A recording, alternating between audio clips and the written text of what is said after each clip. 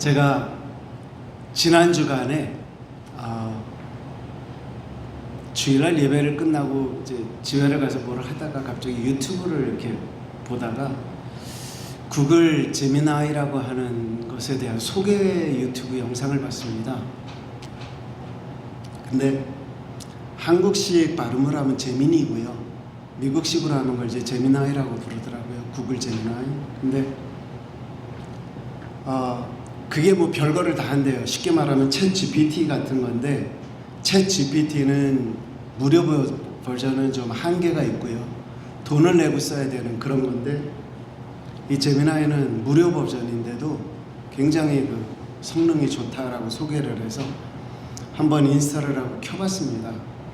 그리고 제가 제일 먼저 했던 것이 지난주 본문을 가지고 이거를 가지고 설교문을 만들어줘 그랬거든요.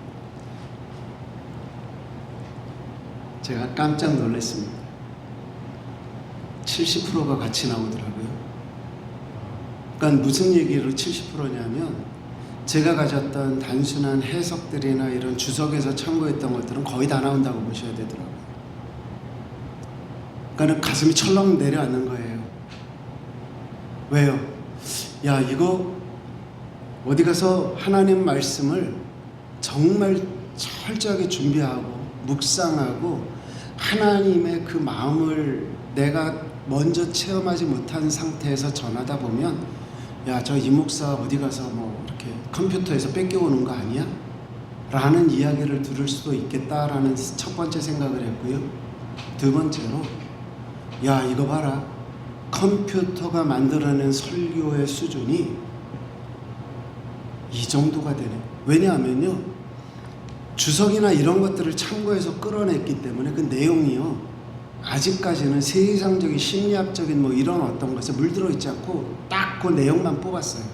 한 페이지 반 정도 분량밖에 안 되는데 필요한 얘기 다 들어가 있더라고요. 제가 그러니 이번 주간 말씀 준비하면서 얼마나 떨었겠습니까? 여러분, 세상이 이렇습니다. 이런 세상에서 살아가는데, 제가 여러분들에게 전했던 말씀 중에 지난 11일 날 우리는 복음 안에서 살아야 된다라고 말씀드렸죠. 그런데 그 복음이 뭐죠? 예수 그리스도가 우리를 구원해 주셨다. 우리에게 영원한 생명을 주셨다. 우리는 그것을 믿고 살아야 된다. 우리가 영원한 생명을 가졌다고 할 때의 두려움은 우리가 물리치면서 살아야 된다. 이런 말씀을 드렸죠.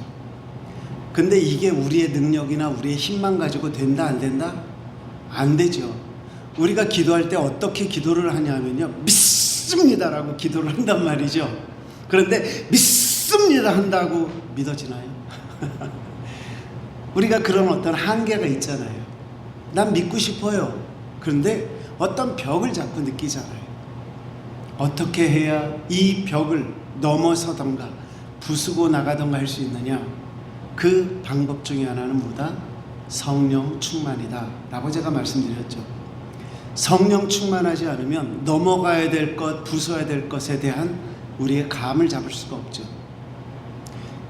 사탄 마귀는 우리를 넘어뜨리는 데 있어서 프로페셔널입니다. 우리가 약한 부분에 대해서는 철저하게 공격을 합니다. 그리고 우리가 기도를 열심히 해서 물러갔다라고 생각을 할지라도 다시 돌아옵니다.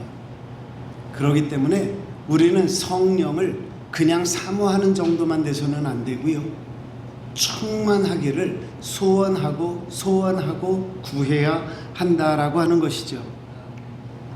그런데 이 성령을 구할지라도 정말 그 의지적인 노력만 가지고 되는 것은 아닌 것 같아요.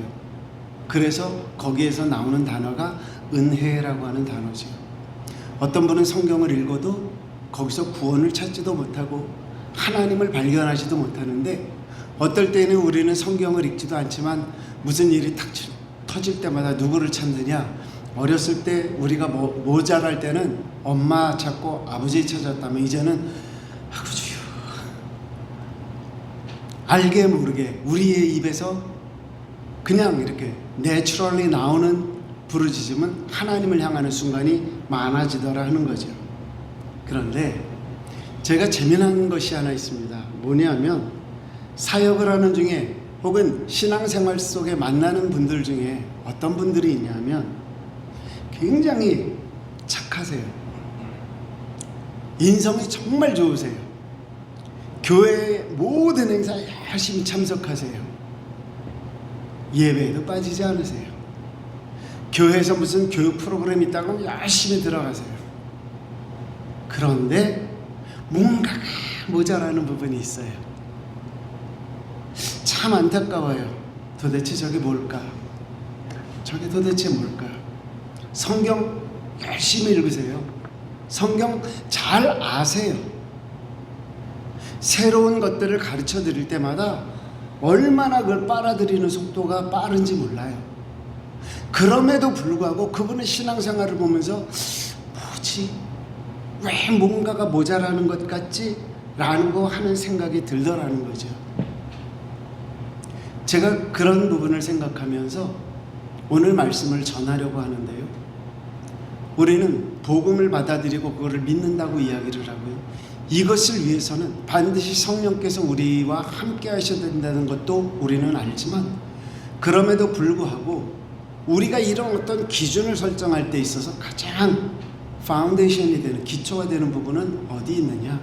그거를 저는 말씀이라고 전할 것입니다. 하나님의 말씀에 기초하지 아니하는 성령의 역사는요, 아무리 그가 예수 그리스도의 이름으로 병을 고치고 귀신을 내어 쫓아낸다고 할지라도 말씀이 없이 이루어진 일들에 대해서 주님은 모른다고 하실 것이고요.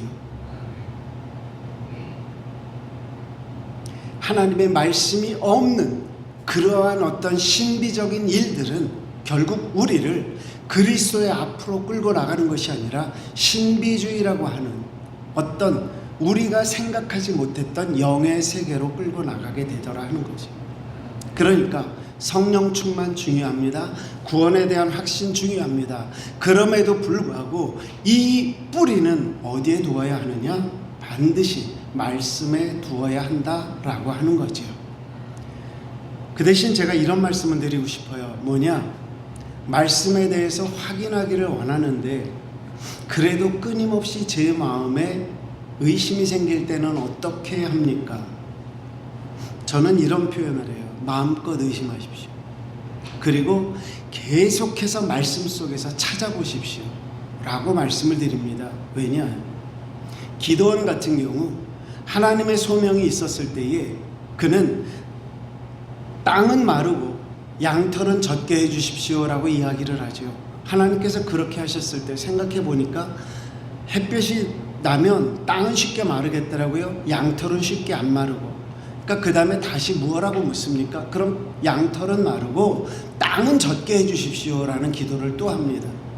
그 앞에서 하나님이 기도원을 책망하는 장면이 있다고요? 없다고요? 없어요. 그리고 그 응답을 하십니다. 무슨 말이죠? 우리는 종종 신비적인 체험을 하지만 이것이 정말 하나님의 뜻입니까를 확인하는 작업을 말씀 속에서 꾸준히 기도하며 물어야 되는데 어떤 필이 딱 오면 이거라고 생각하고 그냥 저질러 버릴 때가 너무 많다라는 거죠. 그렇기 때문에 저와 여러분들이 어떤 신앙생활을 하느냐? 말씀에 근거한 말씀 안에서 신앙생활하는 것이 가장 중요하다. 그 대신 저는 오늘 그런 말씀 안에서 신앙생활하는 것이 뭡니까? 라는 질문으로 말씀을 시작하려 합니다.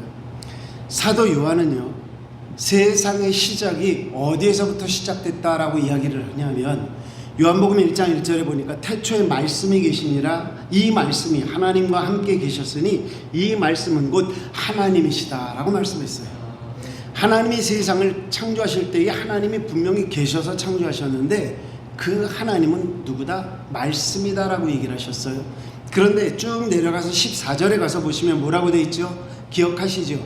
말씀이 육신이 되어 우리 가운데 거하시며 우리가 그의 영광을 보니 아버지의 독생자의 영광이요 은혜와 진리가 충만하더라. 말씀이 육신이 되어서 우리 가운데 거하셨다. 누구를 말하는 거죠? 예수 그리스도를 말씀하시는 거죠. 그러니까 하나님은 말씀이 되셨고 말씀은 하나님은 말씀이셨고 그 말씀은 예수님이 되셔서 우리 속에 오셨어요.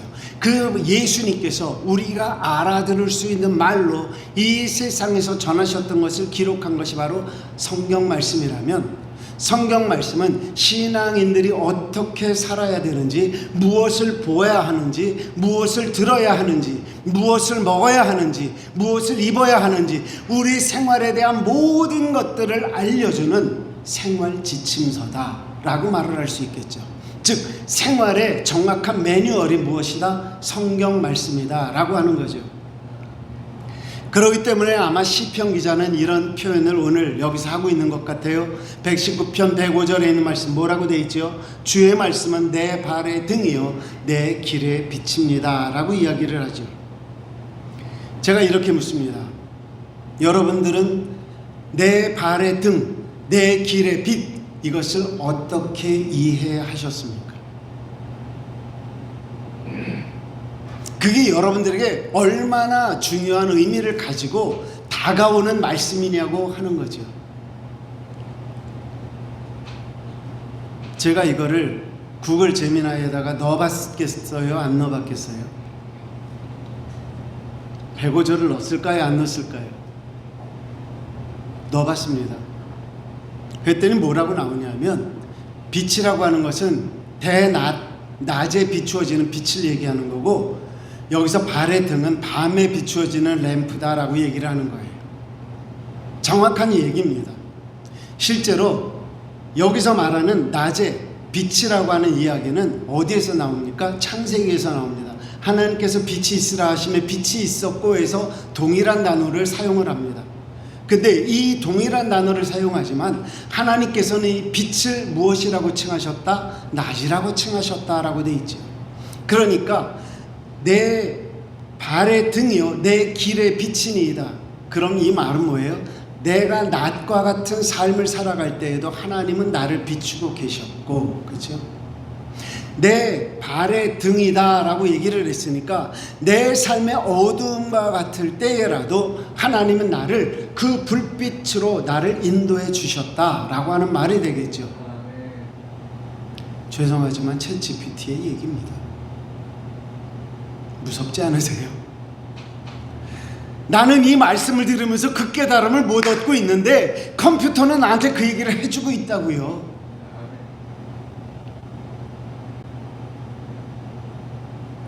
그래서 저는 또 물어봤죠. 이게 뭐라고요? 어쩌라고요? 저는 이 말씀을 가지고 계속 저는 스트러글링 하면서 물어봤습니다. 그리고 제가 알게 된 말씀 따라해 보시겠어요? 하나님은 항상 나와 함께 하신다. 낮에는 빛으로 함께 하시는 하나님, 내 인생의 어두움 속에서는 등불로 함께 하시는 하나님, 그 하나님은 나를 떠나신 적이, 나를 떠나실 일이, 나를 떠나는 순간이 없더라 하는 것을 우리에게 말씀해 주고 있으신 거죠. 이사야서 7장 14절 말씀을 보면 우리가 잘 알고 있는 말씀이죠. 그러므로 주께서 친히 징조를 너에게 주실 것이라. 보라, 처녀가 잉태하여 아들을 낳을 것이요 그의 이름을 임마누엘이라 하리라. 이사야를 통해서 우리에게 이렇게 예언을 하셨는데, 이 말씀의 뜻을 천사 가브리엘이 나타나서 해석을 해주죠. 마태복음 1장 23절에 보니까 보라, 처녀가 잉태하여 아들을 낳을 것이요 그의 이름은 임마누엘이라 하리라 하셨으니, 이를 번역한즉 하나님이 우리와 함께 계시다 함이라. 하나님은 빛이에요. 하나님은 등이에요. 그것은 이미 이전부터, 그리고 오늘 이 순간까지도 현재 진행형으로 우리와 함께 하신다라는 분명한 말씀이더라는 거죠. 내 눈에 하나님 안 보여요. 내가 느낄 수가 없어요. 나는 지금 어려움 가운데 있어요. 나는 힘듦 가운데 있어요. 그럴지라도 우리가 분명히 알아야 될 건 뭐죠? 하나님은 나와 함께 하시다라고 하는 거죠. 그런데도 불구하고 우리는 종종 우리의 삶 현장에서 벽을 느낄 때가 있습니다. 아픔 경험하고요, 쓰라림을 경험하고요, 뒤통수를 맞기도 하고요. 온갖 경험들을 다 하며 살아갑니다. 그런데 우리 주님이 우리에게 하시는 말씀은 뭔지 아세요? 이사야서 59장 1절에 이런 말씀이 있더라고요. 여호와의 손이 짧아서 구원하지 못하심도 아니요 귀가 둔하여 듣지 못하심도 아니다. 구원하시지 못하는 게 아니라 그럼 나름대로 구원하지 않으시는 거네요. 듣지 않으시는 것이 아니라 일부러 들으면서도 하나님은 침묵하고 계시는 거네요. 그 기간 동안에 과연 하나님이 원하시는 것은 무엇이겠느냐 하는 거죠. 하나님이 누구에게 침묵하셨었냐면 아브라함에게 침묵하셨었죠. 무려 13년 동안 침묵을 하십니다. 이스마엘을 낳고 13년 동안 침묵하시는데 그 13년 동안에 아브라함에게 무슨 일이 있었는지는 성경에 전혀 기록된 바가 없습니다. 그런데 어느 날 하나님께서 그 13년 후에, 그때가 성경은 아브라함이 99세가 되던 해에 아브라함에게 나타나서 다음 해에 내가 아들을 얻으리니 라고 기록을 하고 있습니다. 13년 동안에 아브라함은 도대체 무슨 일이 있었을까요? 그는 하갈이라는 여인을 통해서 자기의 생각에 이게 옳다라고 해서 이스마엘을 얻었는데 오히려 그 이후에 하나님은 팔짱을 끼고 침묵을 합니다. 그리고 그 침묵의 기간 동안에 아브라함은 하나님이 인정할 수 있는 하나님의 믿음의 사람으로 변했더라 하는 거죠. 그러면 저와 여러분들이 이것을 오늘 나의 삶의 현장으로 끌고 들어왔을 때에 알아야 될 것이 하나 있습니다. 뭐죠? 하나님이 지금 내 기도를 듣지 아니하시는 이유, 하나님께서 나를 구원하실 수 있음에도 구원하지 아니하시는 이유가 있는데 그거는 뭐죠? 하나님의 기대가 나의 간구보다 더 크더라는 거죠. 하나님의 기대가 뭐죠? 나는 내가 빨리 나의 사람이 되기를 원한다라는 거죠. 이 기대는 누구에게도 있었는지를 아십니까? 우리가 흔히 말하는 고난의 대명사라고 하는 욥에게도 있었다라는 거죠. 욥이라고 하는 사람이 있습니다. 하나님이 볼 때 그는 의로운 사람이었습니다. 그랬는데 사탄이 와서 얘기합니다. 에이, 하나님이 잘해주시니까 저러죠. 하나님이 잘해주시니까 저러죠. 내가 시험해봐도 되겠습니까? 하나님이 뭐라고 그러셨어요? 야 임마 안 돼! 그러셨어요? 아니요, 시험하라고 하셨어요. 어떻게 하나님은 당신이 인정한 그 의인이 시험 받는데 그냥 내버려 둘 수가 있느냐는 거죠. 하나님은 욥을 믿으셨잖아요. 사단의 시험을 이길 거라고 믿으셨잖아요. 그러니까 놔두실 수 있는 거예요. 저는 저와 여러분들의 믿음의 반전이 성령 충만하심으로 말미암아 이루어야 될 우리의 믿음의 반전이 어디에 있어야 하느냐? 하나님은 나를 믿으신다라는 거죠. 하나님은 나에게 기대가 있으시다는 거죠. 무엇을? 사탄을 이길 거라는 거. 그렇기 때문에 빛으로 등불로 우리에게 알게 하시는 건 뭐예요? 내가 너와 함께함을.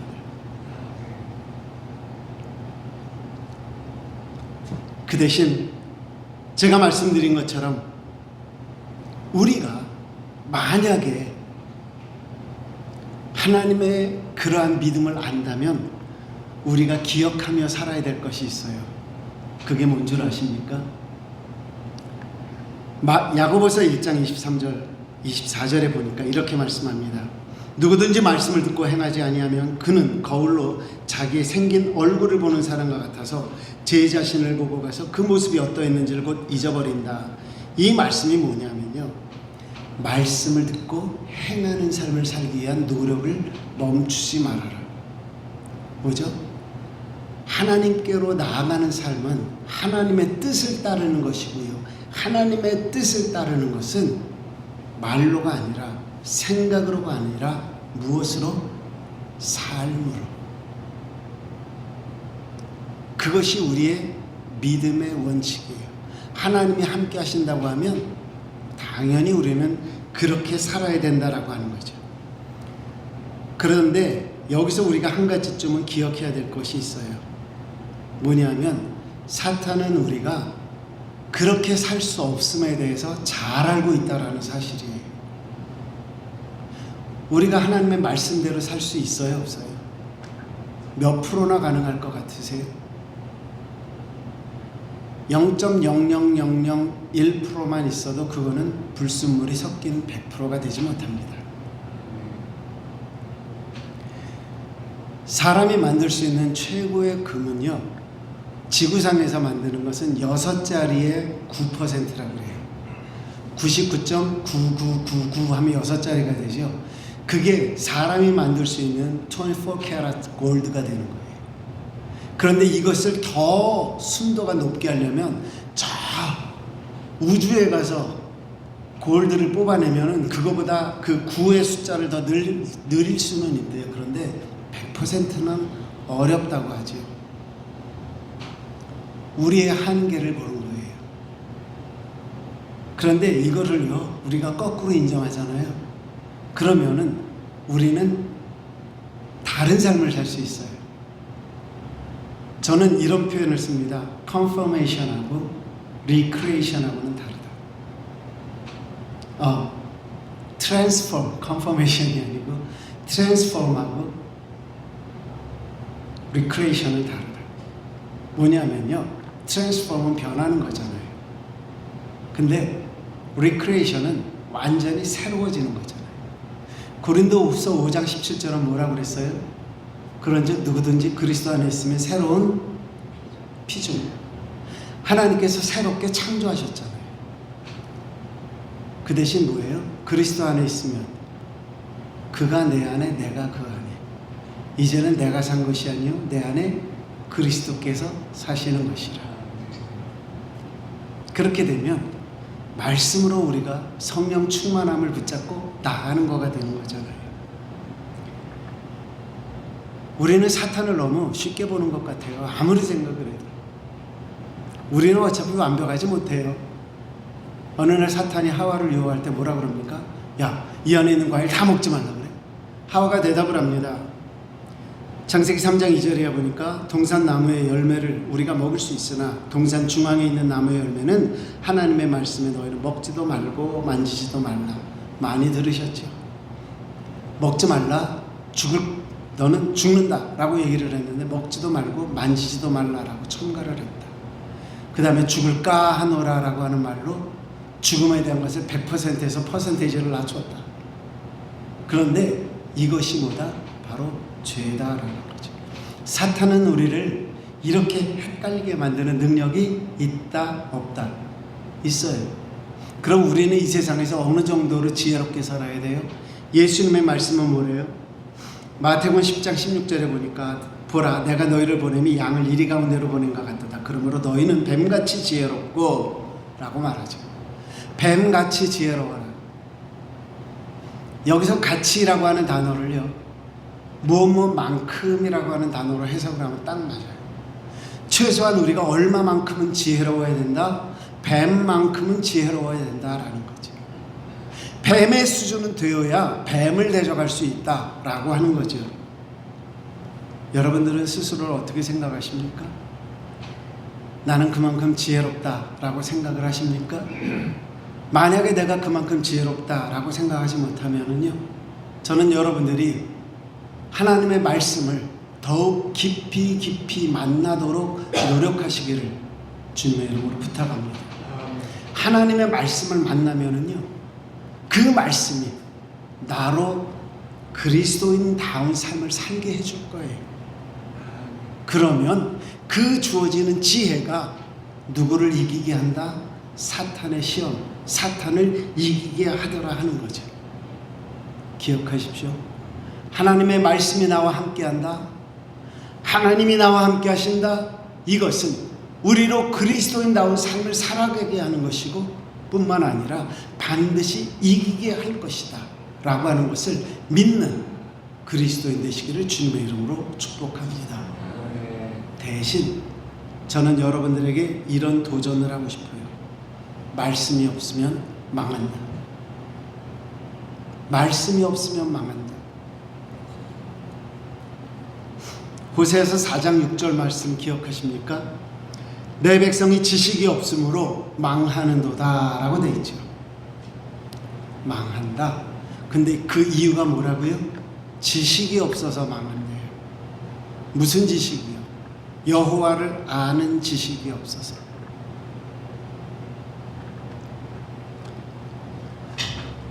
말씀이 있다라고 하는 것은 그럼 뭔데요 도대체? 말씀이 있다라는 것은 우리가 말씀이 있다. 저는 말씀을 다시 한번 생각을 해봤는데요. 주의 말씀은요, 우리가 기억해야 될 첫 번째가 힘이 있다라는 거예요. 말씀에는 힘이 있어요. 우리를 일으켜 세워요. 우리로 하여금 싸울 만한 능력이 있게 만들어요. 그렇기 때문에 사도행전 19장 20절 말씀 보니까 이와 같이 주의 말씀이 힘이 있어 흥왕하여 세력을 얻으니라 라고 되어 있습니다. 뿐만 아니라 말씀은요, 우리를 어떤 자리로 꾸준히 가게 하느냐, 믿음의 자리로 나아가게 하는 능력이 있습니다. 로마서 10장 17절 말씀 보면 그러므로 믿음은 들음에서 나며 들음은 그리스도의 말씀으로 말미암느니라. 믿음은 말씀으로 말미암느니라. 그러니까는 물론 믿음을 주시옵소서 좋습니다. 그러나 그 믿음이 더욱 굳건한 믿음이 되기 위해서는 우리는 말씀을 우리가 깨달아가는 일에 소홀함이 없어야 된다라는 거죠. 심지어 말씀은요, 우리의 영혼을 깨워 하나님을 찬양하게 하는 그러한 능력이 있습니다. 골로새서 3장 16절 말씀 보니까 그리스도의 말씀이 너희 속에 풍성히 거하여 모든 지혜로 피차 가르치며 권면하고 시와 찬송과 신령한 노래를 부르며 감사하는 마음으로 하나님을 찬양하고 라고 되어 있어요. 말씀이 우리의 심령을 뒤집어요. 그래서 우리의 심령 속에서 무엇이 나오게 해요? 하나님을 향한 찬양이 나오게 하더라 라고 이야기를 합니다. 똑같은 상황이 나를 불편하게 하고, 똑같은 상황이 나를 불평하게 하고, 똑같은 상황이 나를 좌절하게 할지라도 우리 주님은 세상이 줄 수 없는 평안을 우리에게 주신다고 하였을진데 그 말씀을 내가 붙잡고 하나님 앞에 기도하는 거죠. 하나님, 내 현실은 나로 하여금 좌절하게 하고 내 현실은 나를 낙심하게 하는데요, 하나님은 나에게 이런 말씀을 주셨는데 어이하오니까. 그 기도 속에 하나님이 우리의 심령을 터치할 때에 우리는 아마 이런 찬양을 하지 않을까요? 평화 평화로다 하늘 위에서 내려오네. 찬양할 수 있잖아요. 내가 마음을 바꿔 먹어서요? 아니에요. 하나님의 말씀으로 주셨던 약속을 붙잡고 기도했더니 무엇이 나온다? 찬양이 나온다. 여러분, 이 말씀 붙잡고 싶지 않으세요? 거꾸로 이 말씀을 잃어버리면 어떻게 돼요? 망하는 거예요. 힘 주실 것도 망해요. 찬양할 수가 없어요. 믿음도 상실하게 돼 있다라고 하는 거죠. 그런데 무엇보다 중요한 건 뭐예요? 말씀이 나를 그리스도인 되게 하더라 하는 거죠. 디도서 1장 9절에 있는 말씀 보니까 미쁜 말씀의 가르침을 그대로 지켜야 하리니 능히 바른 교훈으로 권면하고 거슬러 말하는 자들을 책망하게 하려 합니다. 우리로 하여금 말씀을 지키게 한다라고 하는 거죠.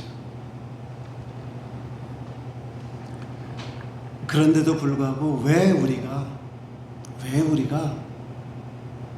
욕먹는 그리스도인이 되고 왜 우리가 욕먹는 교회가 되어져 가고 있느냐라고 하는 거죠. 히브리서 기자는 우리에게 이런 말씀을 주십니다. 4장 2절에 보니까 그들과 같이 우리도 복음 전환을 받은 자이나 들은 바 그 말씀이 그들에게 유익하지 못한 것은 듣는 자가 믿음과 결부시키지 아니함이라. 하나님의 말씀을 들었어요. 그런데 그것이 삶으로 드러나지 않을 때에 우리는 어떤 자가 된다? 욕먹는 자가 된다. 자, 이렇게 묻습니다.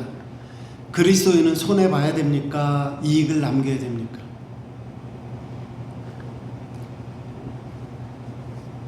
손해볼 줄 아는 그리스도인이 되어야 됩니까?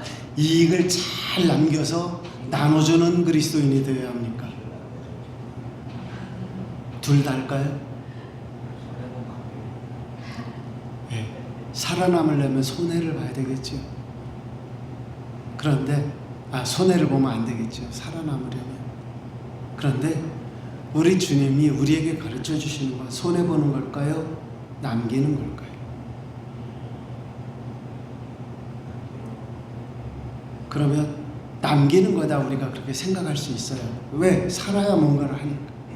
그러면 친구를 위하여 목숨을 버리면 이에서 더 큰 사랑이 없다 라고 하면서 예수님 자신은 다 포기를 했는데 그럼 그거는 무엇으로 설명을 해야 될까요?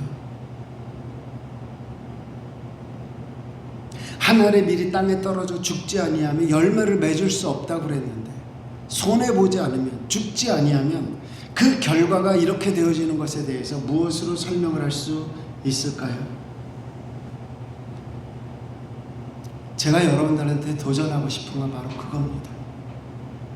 말씀은 여기까지는 잘 들어와요. 그런데 이것이 우리의 삶으로 들어오는 데는 장애물이 있더라고요.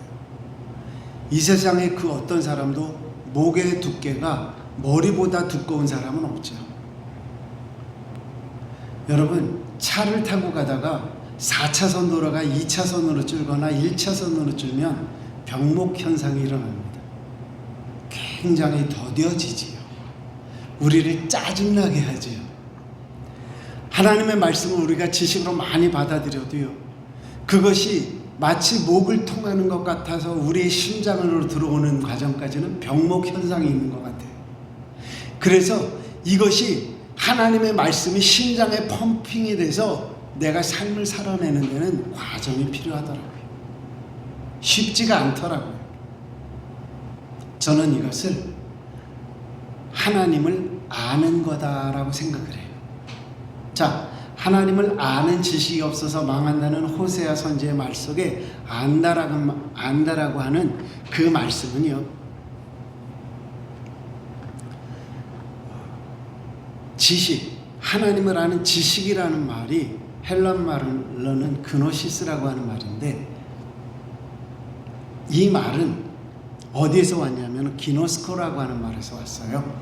근데 이 기노스코라고 하는 말이 어디서 쓰였냐면 마리아가 그 성령으로 말미암아 수태할 때에 천사가 말하잖아요. 내가 이제 아이를 가질 텐데 아이를 낳을 것이야. 그랬더니 저는 남자를 알지 못합니다 라는 표현을 하잖아요.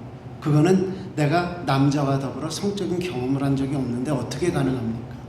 거기서 안다라고 하는 표현이 바로 기노스코거든요. 그러면 이것은 무엇을 말을 해요? 하나님을 만나는 경험을, 남자를 만남을 경험하듯 하나님과의 만남을 경험하지 못하면 나는 망하는 거다라는 거죠. 하나님의 말씀 속에서 저와 여러분들이 분명히 알아야 될 건 뭐다? 지식으로 알아라 뜻이 아니라 그 말씀을 통해서 하나님을 경험해라 라고 하는 뜻이죠. 하나님을 경험하지 못하면 우리의 믿음은 2% 부족한 믿음이 될 수밖에 없어요. 왜? 그렇게 사라지질 않거든요. 하나님을 만나지 못하면, 성령을 체험하지 못하면, 그것이 말씀으로 뿌리내리지 못하면 우리는 그리스도인다운 삶을 살아내기가 어렵거든요. 우리가 하나님의 말씀으로 말미암아 산다라고 하는 말이 아까 앞에도 말씀드렸던 고린도후서 5장 17절에 있는 말씀과 동일한 거죠. 누구든지 그리스도 안에 있으면 새로운 피조물, 더 이상 내가 사는 것이 아니에요. 이제 내 안에 그리스도가 살아서 나를 주장하신다. 제가 지난주에 말씀드렸던 것처럼 마치 성령에 취한 사람처럼, 술 취한 사람이 술에 끌려가듯 성령에 충만한 사람은 성령으로 끌려가며 그것을 감당할 수 있는 말씀으로 체험을 받으며 뿌리 내리며 살아가는 것, 이것이 바로 그리스도인의 삶이다라고 하는 거죠. 따라서 우리가 분명히 알아야 될 것, 말씀은 생각을 바꾸세요. 말씀은요, 우리의 말을 바꿀 겁니다. 아니, 조금 변하는 정도가 아니라 와, 쟤 완전히 변했어 라고 하는 말을 들을 수밖에 없는 사람으로 바꿔놓겠죠. 이것이 뭐다? 하나님을 만나는 삶이다라는 거죠. 개그를 하는 어떤 여인이 있습니다. 여자분이 있습니다. 이름을 대면 잘 아는 분이 있는데, 제가 한때 이제 같이 신앙생활을 했던 후배가 지금 이제 한국에 있는 어느 신학대학에서 교수 생활을 하고 있습니다. 근데 어느 날 그 개그맨이 신학교를 온 거예요. 그래가지고 MDB 과정을 마쳤습니다. 자기는 아직도 뭐 전도사 그런 얘기 안 해요. 그냥 신학교를 다녔어요. 근데 하도 어이가 없어가지고 물어봤대요. 왜 왔냐고. 그랬더니 자기가 어떤 계기를 통해서 예수님을 믿게 됐고 남들하고 같이 성경 공부를 하다 보니까 성경을 더 알고 싶고 더 신앙인답게 살고 싶더래요. 그래서 자기가 성경을 좀 더 잘 알고 싶어서 신학교를 왔다 그래요. 그 사람은 조혜련 씨입니다. 신학교 다녔어요. 그래서 유튜브를 보시면 가끔 자기가 막 체험한 거 가지고 성경을 막 푸는 장면을 보는데, 여러분, 그 사람의 변화 어디서 시작된 걸까요? 리키라고 하는 그 호녀라 태생 모델도 했고 TV에서 나왔던 사람이죠. 선교사를 하고 있더라고요. 자기는 자기의 이름을 알려서 하나님의 영광을 드러내고 싶었대요. 자기의 이름을 알려줬을 때 자기에게 돌아온 거는 이거 아니지 않아더래요. 그래서 10여 년 전에 모든 세상적인 일을 중단하고 선교사로 가요. 아마존 가서 3년 있다 보고 그곳에서 제대로 된 아이들 가르치지도 못하고 거기서 오히려 홈스쿨링을 하면서 애들을 가르치고, 무엇이 그들의 삶을 송두리째 바꿨을까요? 도대체 그들은 무엇을 보았길래 세상 사람들이 성공이라고 하는 그 기준과 다른 하나님의 말씀의 기준을 따라서 살고 있는 것일까요? 저는 여러분들에게 여호수아에게 주셨던 말씀을 전해드리고 싶어요. 여호수아에서 1장 7절에 있는 말씀, 오직 강하고 극히 담대하여 나의 종 모세가 내게 명령한 그 율법들을 다 지켜 행하고 우로나 좌로나 치우치지 말라. 그리하면 어디로 가든지 형통하리니 이 율법책을 내 입에서 떠나지 말게 하며 주야로 그것을 묵상하여 그 안에 기록된 대로 다 지켜 행하라. 그리하면 내 길이 평탄하게 될 것이며 내가 형통하리라. 여러분, 말씀 떠나면 망해요. 오늘 성경의 말씀이 우리에게 무엇을 약속해요?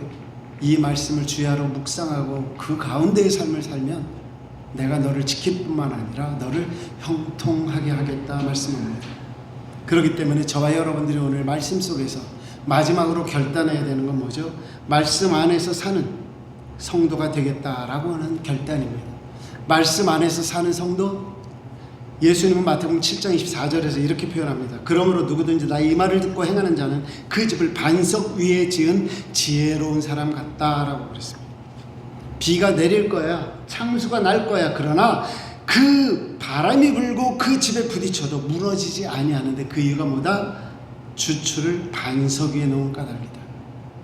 말씀대로 사는 것이 바로 이것이다 라고 이야기를 하고 계시지요. 우스운 거는 사도 베드로를 통해서 우리에게 이렇게도 말씀하셨습니다. 베드로전서 2장 7절 이하에 보니까 그러므로 믿는 너에게는 이 말씀이, 이 주님의 음성이 보배이나 믿지 아니하는 자에게는 건축자들이 버린 돌의 모퉁이의 머릿돌이 되고 또한 부딪히는 돌과 걸려 넘어지게 하는 바위가 되었다. 뭐예요?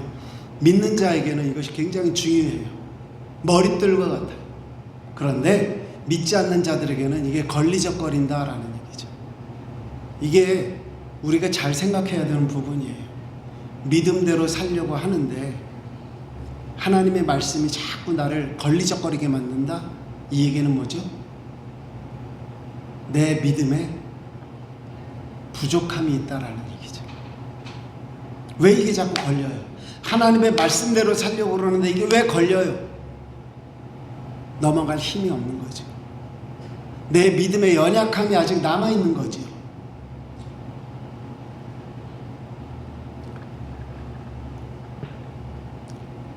요한복음 16장 33절 말씀 기억합니까? 너희로 내 안에서 평안을 누리게 하려 함이라. 세상에서는 너희가 환난을 당하나 담대하라. 내가 세상을 이겼다라는 거죠.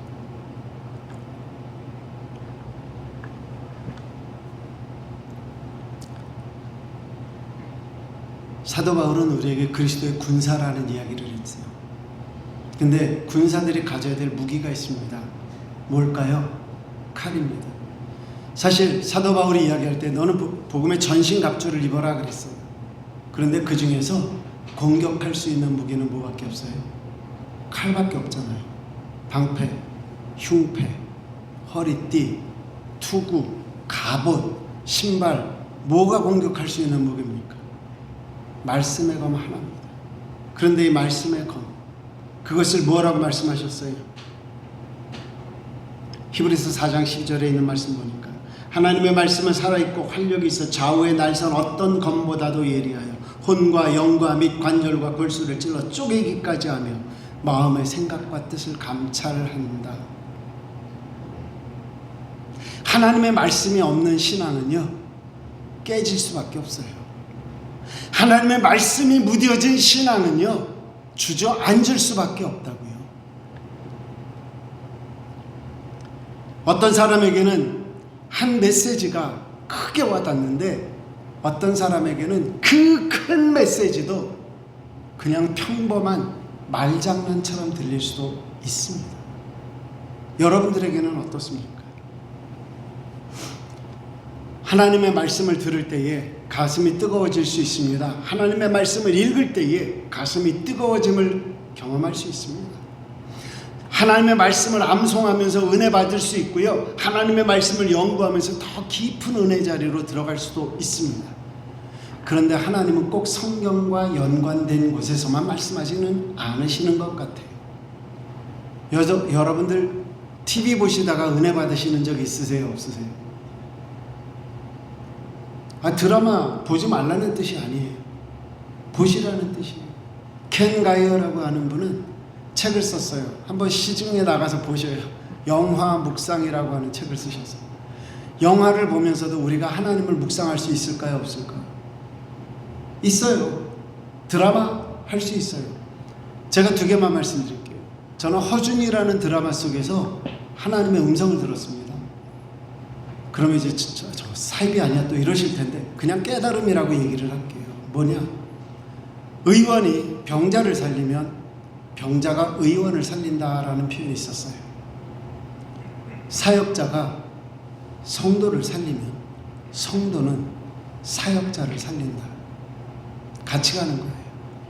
사역자는 성도를 위하여 말씀 준비하고 그들을 위하여 기도하고 금식하고 했을 때에 그 사역자가 영적인 빈곤함에 떨어졌던가 영적 고갈의 상태가 되던가 영적 번아웃이 왔을 때에 그 사역자를 살리는 그 기도는 누가 해요? 성도들이 하잖아요. 상도라고 하는 드라마가 있었습니다. 그때에 이런 표현을 했어요. 장사는 돈을 남기는 것이 아니라 사람을 남기는 거다. 저는 그 속에서 무엇을 깨달았느냐? 사역이라고 하는 것, 목회라고 하는 것은 사람의 숫자를 늘리는 것이 아니라 참된 그리스도인을 만들어가는 것이다. 교회 재정만 늘리는 게 다가 아니라 그리스도인다운 그리스도인을 늘리는 것이다. 하나님이 얼마든지 드라마를 통해서 우리에게 말씀하실 수 있잖아요. 지나가다가 어떤 표시를 봤을 때 그냥 빌보드에 God is Love라고 써있는 거 보시죠? 제가 그 전에 아틀란타 다운타운 가면서 봤던 것 중에 하나가 그거였던 것 같아요. Someone is praying for you. 누군가 너를 위해 기도하고 있습니다. 제가 이야기 하나만 말씀드리고 정리할게요. 한 광고 회사에 5갤런짜리 생수통이 배달이 된 적이 있습니다. 2014년도 이야기입니다. 벌써 11년 됐네요. 근데 그 생수통의 딜리버리를 하는 그거를 이제 그 사장이 이렇게 보게 됐는데, 그분이 왔다 가시고 나서 물을 따라 마시려고 그 생수통을 갔는데 보니까 조그마한 스티커가 하나 붙어 있는데 거기에 그런 표현이 있는 겁니다. 하나님은 당신을 사랑하십니다. 이 생수통 배달이 믿는 데만 가는 건 아니, 믿는 사람이 하는 비즈니스만 가는 건 아닐 거 아니에요. 온갖 것들을 다 들어갈 것이고, 그 중에는 넌 크리스천에게도 아니면 타 종교 사람에게도 갈 거 아닙니까? 그런데 그 스티커를 거기다 붙여놓는 거예요. 그 다음번에 그분이 왔을 때에 사장이 나가서 물어보는 겁니다. 괜찮습니까 이거? 분명히 싫어하는 사람들이 있을 텐데. 예, 이것 때문에 불평도 많이 들었고 이것 때문에 거래가 끊겨진 적도 있습니다. 그런데 이것을 왜 계속 하시나요? 보시다시피 저는 물 배달하는 사람입니다. 제가 가진 능력이 모자라서 저는 누구에게 그렇게 큰 영향력을 끼칠 수 있는 사람이 되지를 못합니다. 그래서 생각해낸 것, 제가 할 수 있는 것만 합니다. 이것이 광고에서 사장에게는 엄청난 충격으로 다가왔습니다. 나도 나름대로 신앙이 있다고 생각을 했는데 내가 할 수 있는 게 뭘까? 그는 기도를 하고 거기서 복음의 군함이라고 하는 비영리단체를 설립을 합니다. 그로부터 2년이 지난 2016년도 12월 5일날 뉴욕 맨하탄에 커다란 복음 전도를 향한 현수막이 있습니다.